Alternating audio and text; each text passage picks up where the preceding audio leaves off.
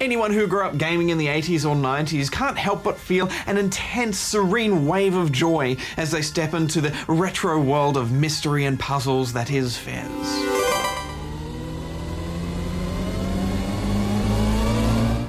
You start your adventure playing a little guy called Gomez in a 2D low-bit world.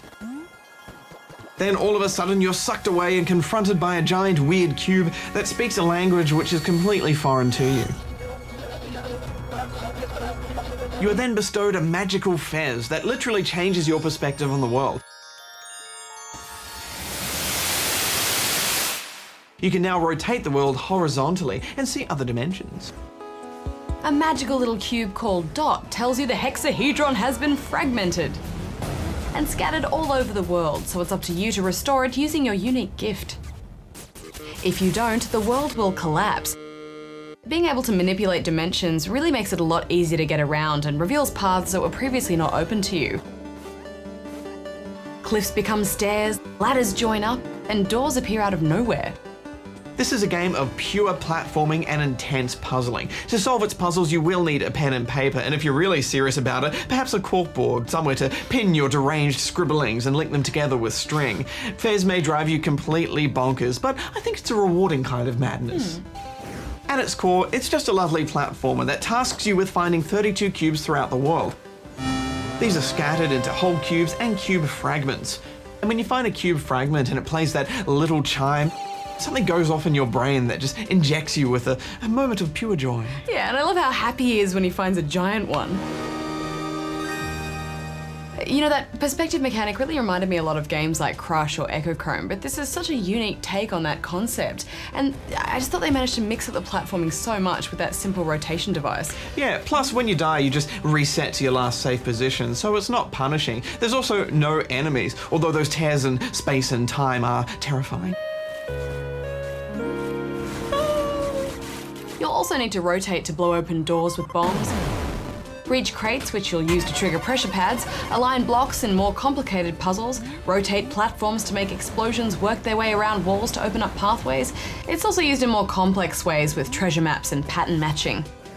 But you may find yourself having to do a fair bit of backtracking as you try to unlock the game's many secrets and hidden cubes that you may have missed or given up on earlier. Yeah, there was always some little door that I didn't catch the first time around, and then magically when I go there again, it's right there in front of me.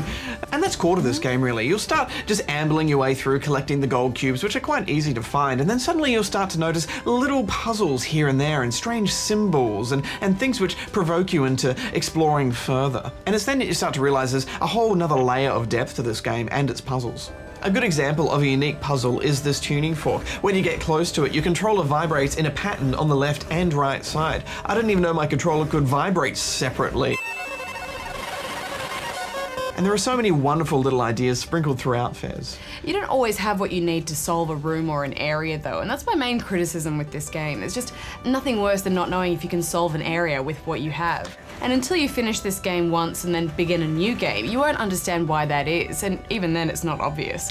Yeah, but at least you can see if you've got all the gold cubes from a particular area by seeing that gold border around it on the map. And you don't need to solve every single puzzle to get to the end either. I don't think this is the sort of game you want to sit down and try and nut out in one session. It's better played over a period of time in short bursts. Yeah, I found it frustrating at times. You know, I wanted to find all of those cubes, and my desire to do that was really strong. But I wanted all of the anti-cubes too, and they were always hidden behind some obscure puzzle. I have to admit, it wasn't long before I went online with this. You know, I had to know. Are you saying that you used a walkthrough, Hex? For like 1 or 2 sections, yeah, I did. Yeah, I did too. Probably before you, I'd say. I just think that this is a game which has such a wonderful next layer of complexity to it that if you don't get a little hand now and then, you might not discover that. So I think a little bit of online help, if you get stuck, will actually make you enjoy this game a lot more. I did find the map interface a little bit confusing at times, but I think it just takes a bit of getting used to. Really, this is such a beautiful game and a cryptographer's dream. I'm sure there's so much we've yet to discover in future playthroughs. Yeah, and it's always interesting to see what the community does with a game like this that's chock full of riddles. And it just makes me happy sitting in this world. All the retro sounds and the art behind it. Oh, I'm giving it 8.5 out of 10 rubber chickens. Well, it's 8 from me. You just look so cute in that little hat. Speaking of hats,